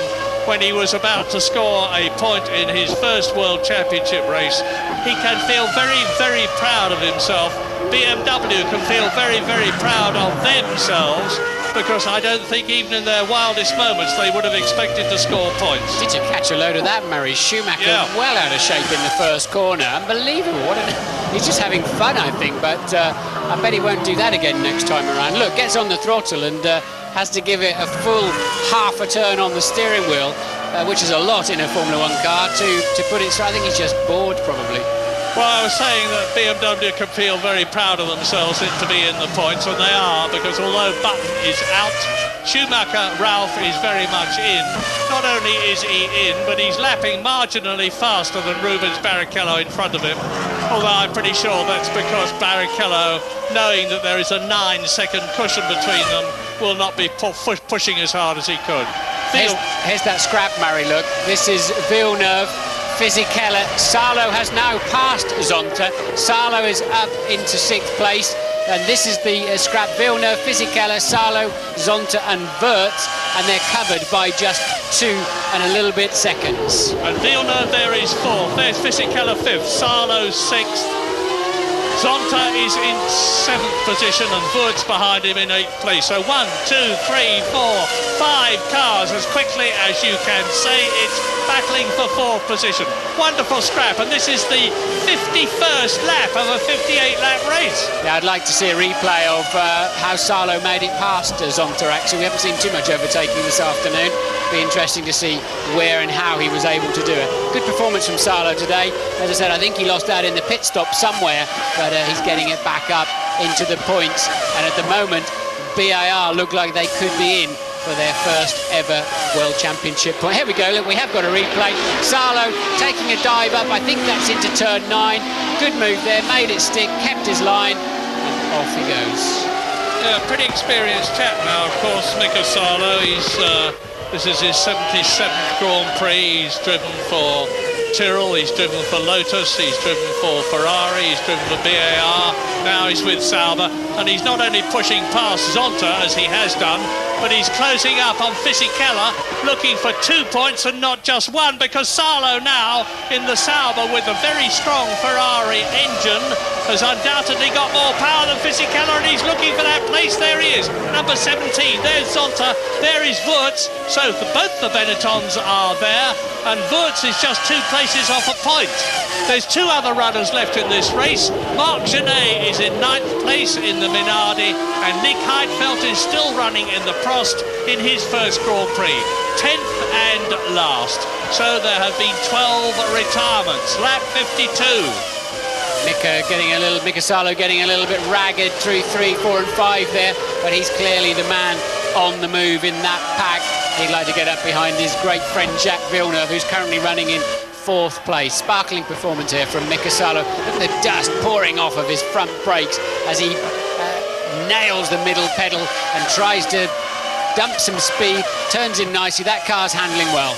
The thing that's interesting me is the situation that BMW have not got one of the very latest, very small, very light engines for their return to Formula One, and Honda have, and Ralf Schumacher in the BMW Williams is ahead of Villeneuve in 4th position. He's ahead of Zonta in 6th position. And it's not as though Jacques Villeneuve is a dusty driver. This is the world champion of 1997 that we're looking at leading this batch. There's Fisichella. Tim Gentian, who designed this car, can be very proud of himself. Yes, and Villeneuve making a mistake there into turn 14 too. We saw him lock up a wheel, but still heading the pack up as they come over the line. There's 6/10 back to Fisichella, another half second back to Salo, Zonta, and then Wirtz. You can see in your picture now. Now, this is why these Grand Prix drivers have to be so superlatively fit. This race has been running an hour and a half. The temperature is some 30 degrees. The cockpits are very hot indeed. They're wearing heavy, fireproof suits. They're cocooned in those cockpits. They've got an 800 horsepower, very, very, very hot engine behind them. And they've been working badly ever since the race began. Yeah, first time we've seen Zonta looking like a Grand Prix driver, really. Had a poor year last year, didn't help by breaking his leg, of course, in Brazil. But he really looks, for the first time, even this weekend also, that he's actually with the car and not just one step behind it. And it was Ricardo Zonta went out of the Australian Grand Prix last year, as did his teammate Jacques Villeneuve, who broke a wing not so very far away from where he is at the moment. There it's the BAR of Villeneuve, the white car in 4th position. Then Fisichella's blue Benetton, Sarlo's dark blue Sauber Ferrari, a light blue Benetton of Wurz, following the white car of Ricardo Zonta in 7th place. If Zonta could get past Sarlo, who's passed him, it would mean that both the BARs were in the points at the end of the race if they finish it. Yes. Michael Schumacher is on lap 54 out of 58, 23 seconds ahead of Barrichello, with Ralf Schumacher still 3rd. I don't think that's going to happen because Sarlo's the one that just overtook Zonta, but Sarlo still very much on the move. There's a great helicam shot there as these guys move into the final stages of the Melbourne Grand Prix, and the gaps are still pretty consistent. Sarlo registered just 0.3 of a second behind Fisichella last time around. Well, Jordan won't be ringing any joy bells, McLaren won't be ringing any joy bells, nor will Arrows. It's been a bad race for all those teams, an even worse one for Jaguar, but great things can have small beginnings, and I know that Jaguar and all the rest of them will be applying themselves in the next 2 weeks. There's only 2 weeks before Brazil. It was 5 weeks between Australia and Brazil last year. The pressure is on this season right from the beginning, with 17 races, the extra one at Indianapolis in America. All of these cars are on the lead lap. Of course, as I mentioned before, the safety car shuffled them back up around lap 15. But with Michael just cruising at the front, 2 McLarens out of the picture completely. Unusually, almost nobody's been lapped in this race. Just Genet and Heidfeld, who've both had problems in 9th and 10th place, that have been lapped. Well, this is great stuff, and interestingly, Ralf Schumacher in the BMW Williams is by far the fastest man on the track at the moment. He's lapping a second faster than Schumacher, a second faster than Barrichello. He's closed the gap to Barrichello to 8 seconds, but there are not enough laps left for him to catch him, never mind get past him. Villeneuve continues to hold that 4th position. Fisichella, there he is behind him in 5th position. Sarlo trying to get past. Zonta trying to get to grips with the Sauber in front of him. And Alexander Wurz keeping a watching brief on all of them. These places could change in the twinkling of an eye. And there are 4 laps left, including the one they are on. I remind you that Michael Schumacher is still out there, still leading, looking good for 10 World Championship points. Rubens Barrichello looking good for 6 World Championship points in his first race for Ferrari. Ralf Schumacher, the first race for BMW Williams, looking good for 4 World Championship points and getting on the podium. That would be terrific. But this is terrific too. Somebody running wide there and kicking up the dust, but no position change at the moment. This is where Sarlo is quick on the brakes. He's not close enough, but still filling the mirrors of Fisichella's Benetton. I think Villeneuve and Fisichella will be very relieved to see the checkered flag at the end of this race. I suspect they're both just struggling a little bit. Mika Sarlo, the Finn, the very, very cheerful Finn, is pushing mighty, mighty hard. He's certainly going to score a World Championship point in his first race for Sauber if he stays where he is in 6th position, but look how close it is, anything could happen. Now, Michael Schumacher out there in front for Ferrari. I said earlier on that he's had a great deal of bad luck, ill fortune in Australia. If he wins this one, it's not only going to be... Oh, and Zonta having a look. It's going to be Michael Schumacher's first race win in Australia if he wins. He's got 2 laps to go, each of 3.3 miles at the end of this one. He's on his 56th lap. But here, the attention, I mean, Genet is a lap down in the Minardi in 9th place. Heidfeld looks as though he's going to finish his first race for Prost in 10th position, 2 laps down. Sarlo thinking, shall I risk a point? Shall I gamble 1 point if I get a sniff at the back of his gearbox? Shall I gamble 1 point for 2? And knowing Mickey will be saying, yeah, of course I will, I'll have a go. So I don't think Fisichella's at all safe, while Mika Sarlo appears to have the faster car. Yeah, he's got that very powerful Ferrari engine from last year. Sauber have an arrangement with Ferrari that they will use last year's Ferrari Works engine, and we all know how good that was. Sala having a look. Wurtz trying to get through, but Jacques Villeneuve is going to be a mighty difficult man to pass. He's got all the experience. Meantime, Michael Schumacher, and now the rest of them are on their 57th lap. That's the top 8 are on their 57th and the same lap. Marc Genet a lap down in 8th place. Nick Heidfeld 2 laps down in 10th position. But between the 1st and 8th places, there are just 58 seconds. Interestingly, we're looking at a gaggle of cars there as we switch to the Ferrari that ran very early in the year 2000, Murray, and not surprising, there's a couple of each of them in that pack there, and 2 Ferraris running strongly at the front end that seem to have good reliability. So those teams that got their car out early are certainly getting some dividends today. I was talking to Mike Gascoigne, the Jordan designer, just before this race began, and he said to me, Michael Schumacher will win this race, and I think Ferrari will win the Constructors' Championship, and Schumacher will win the Drivers' Championship. Well, we'll see, but it's a wonderful start. But I liked Mika Häkkinen's positive mental attitude. He said, hey, listen, there's 16 races left yet, and that's what we normally have in a season before we start, and I think that's a very good approach to have. We, one race, one swallow does not make a summer, one race does not make a world championship. All that Ferrari can say is they've started extremely well. All that McLaren, Jaguar, Arrows and Jordan can say is they have started extremely badly. But there's still 16 races to make up the gap or to lose to your rivals. But Michael Schumacher will be very, very happy with this. He's been enormously confident all the way up to the start of this race, all through testing and all through qualifying, even though he started 3rd behind the 2 McLarens. He said, I'm not the least bit bothered.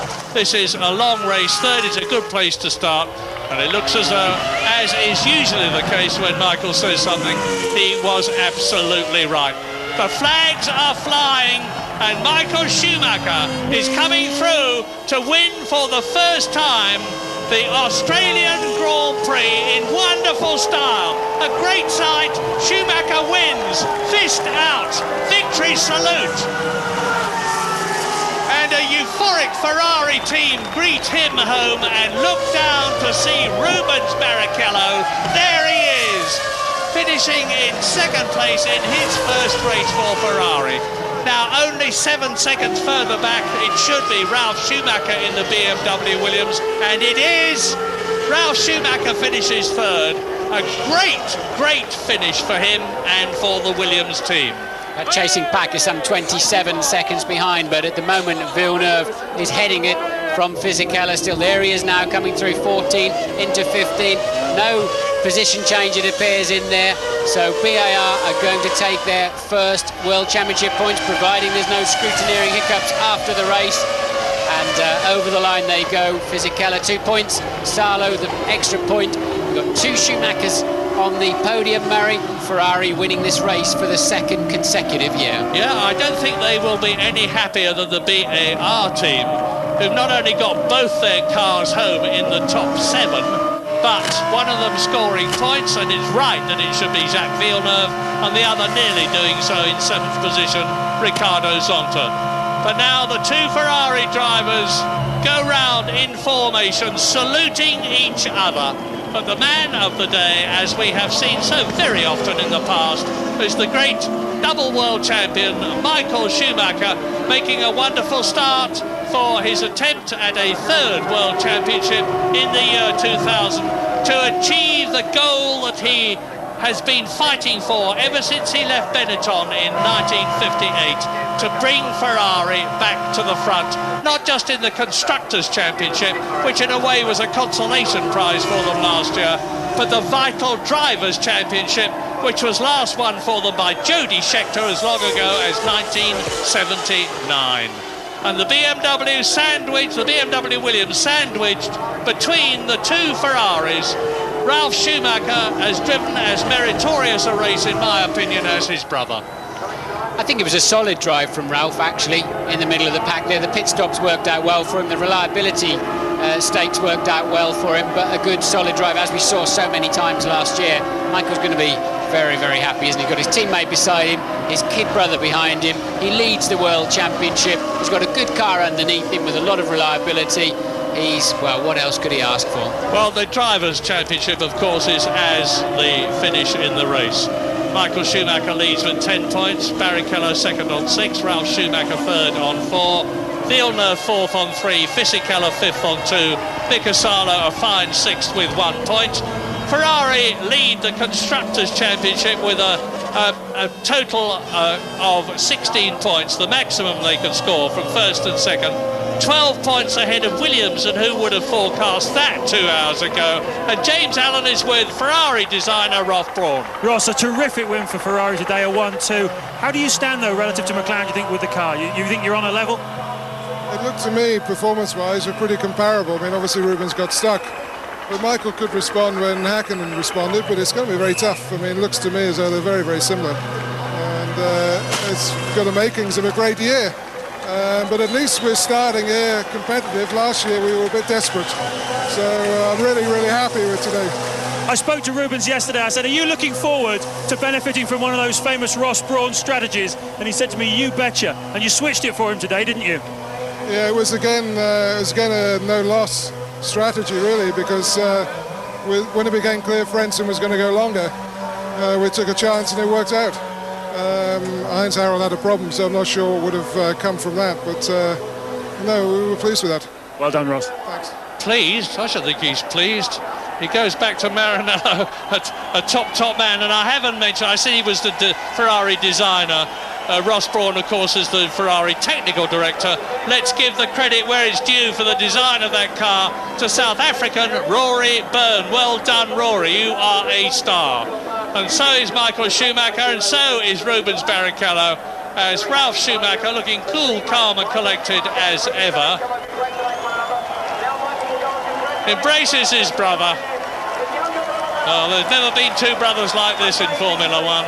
We've had them in the past, of course, the Rodriguez brothers and various others. Not all that many of them, but this is the most successful brother partnership of all time in Formula One. Ralph on the right, Michael on the right, on the left, showing again that when he's happy, he is very, very happy. A walk in Albert Park for Michael Schumacher this afternoon, and Jean Todt, their sporting director of Ferrari, was pretty pleased with himself and the entire team. It was faultless, really, wasn't it? McLaren getting away at the start of the race and with a 1-2 there, but Ferrari coming through at the end, and it was just so easy for Michael. I've never made any secret of my admiration for Michael Schumacher, and one of the many things I like about him is his uninhibited joy when he does well. I mean, he's not a grey man who doesn't show any emotions at all. If he wins, he's happy, and he shows it. And I bet you, when he gets on that podium, he's going to do the famous Michael Schumacher leap high up in the air to say, I am there, I am number one, I am a very happy man. And Melbourne, as ever, has seen a superb race. The Australians are a wonderfully enthusiastic lot. The first thing they have to do is go and be weighed. They stand on some scales holding their crash helmet to make sure that they match the weight that has been allocated to them pre the race, and there's no shenanigans going on there. There's Michael when he got out of shape towards the end of the race while he was just playing around, but as soon as they get off off the scales, they zoom up a tunnel, a passageway behind and up onto the podium, and when they look out, you can see the crowd that Michael's going to look out onto, and they've got lots of red hats and red t-shirts and Ferrari flags to wave at him. And they're a lovely crowd. They won't come over the barriers and attempt to spoil things. They're just here to show their enthusiasm. Incidentally, the new Premier of Victoria, the state of Victoria, in which we are situated here at Melbourne, the Honourable Steve Bracks, will be presenting the trophy to Michael Schumacher as a winner, and then James Strong, who's the chief executive of Qantas, who've done so much for this race, is going to be giving the Constructors' Championship trophy to, I expect, Jean Todt. It's normally him, or he might ask Ross Broad to go up.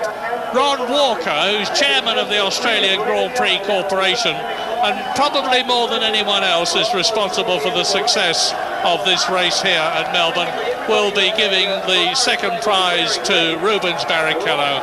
And then John Osborne of CAMS, which is the governing body of motorsport in Australia, is going to give Ralf Schumacher his trophy. Enormously happy Ferrari team, of course. They all work hard. Arrows work hard, Jordan work hard, Minardi work hard, Williams work hard. Some get the success and the rewards, some don't. And they certainly going to Ferrari, and just listen to the crowd. And there's Michael. Is he happy? Yes, of course he is. So is Ralph on the right.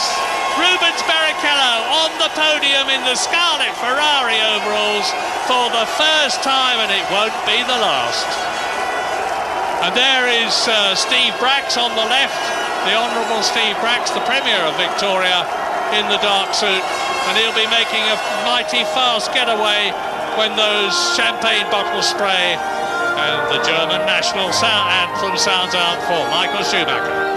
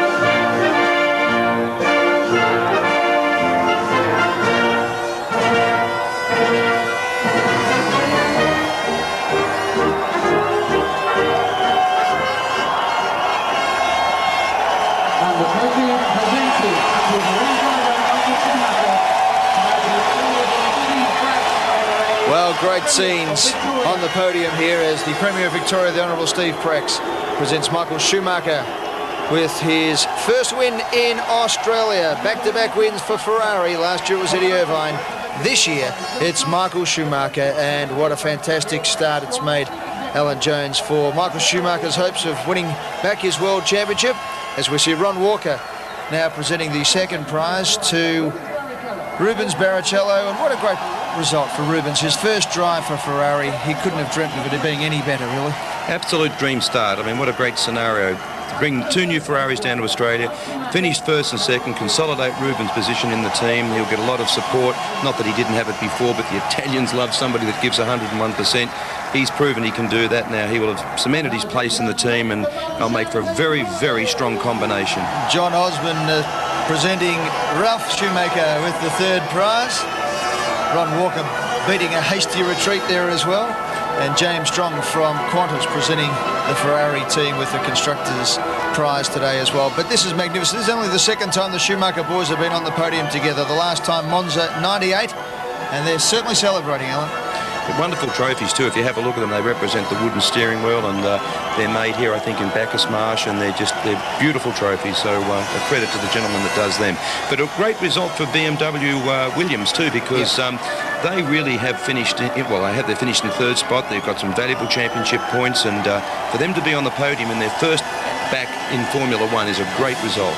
Well, he's had a few ordinary trips to Australia, Michael Schumacher. This has got to be a stellar day for him. Not only has he got his teammate next to him, meaning his Ferrari team pick up the maximum constructors' points, but his younger brother next to him as well, and it just couldn't get any better.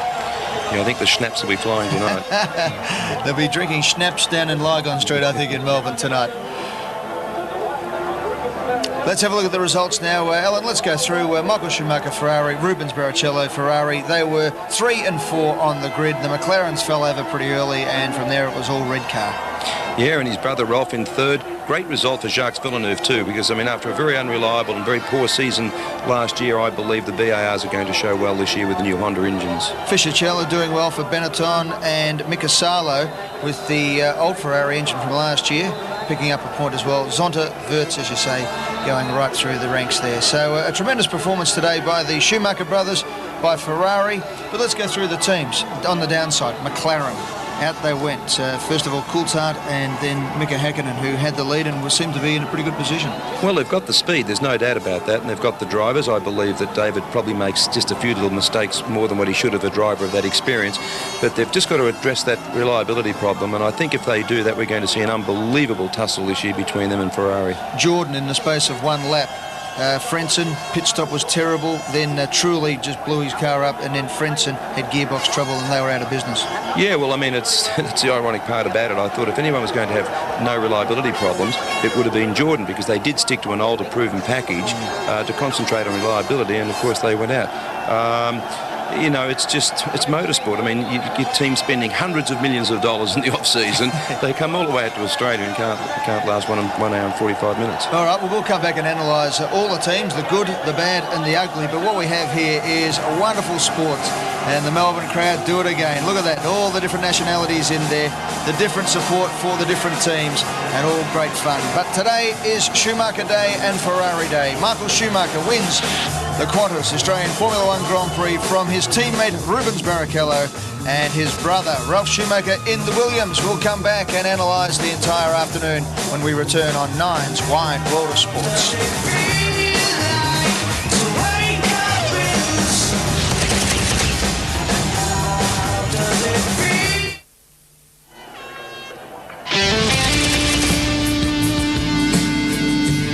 Welcome back. The year 2000 Qantas Australian Formula One Grand Prix has been run and won by Michael Schumacher in the Ferrari, Rubens Barrichello in the Ferrari second, and Ralf Schumacher in the Williams in third place. Jacques Villeneuve did very well in the BAR team, picking up their first points, 3 points.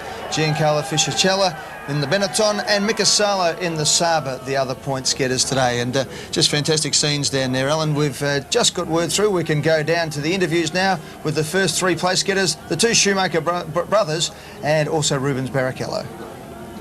Welcome to the top 3 finishing drivers of the 2000 Australian Grand Prix. Michael Schumacher, Rubens Barrichello and Ralf Schumacher. Michael, this must be the perfect start to the season for you. 1-2 for Ferrari, first for you, your first win in 10 attempts here in Australia, no points in McLaren. You must be delighted. Yeah, certainly. I mean, delighted is probably the wrong word. I mean, imagine how long we're in Ferrari. It's the fifth times we try to win this Australian Grand Prix and be competitive from the beginning of the season. But somehow when I went into my new car, I immediately felt this is the car I'm going to doing with and I'm going to fight really from the beginning of the championship with. And obviously there was a little bit of disappointment yesterday because we didn't get the full potential out. And myself, I wasn't too worried. And I believe I proved this today, that I was right. And thanks really to the guys. They have done a fantastic job. I mean, not just the car is reliable, but it's so bloody fast, this car. I'm really, really delighted to drive this car. Now, even at the start, when you were in third place behind the 2 McLarens, you just seemed totally in control. Was that the case? Yeah, I was already from the beginning basically driving pretty easy, saving my tyres, saving my fuel, just for the final moment when pit stops would have come to attack. That was my strategy, and it worked fine. Unfortunately, the two guys in front of me broke down. I would have wished to have a race until the end to prove really how good we are, but I think we will have plenty of opportunities to do this year. Now, talking about that, when you saw David retire, did you then consciously pick up the pace to perhaps force Mika into also having a similar problem?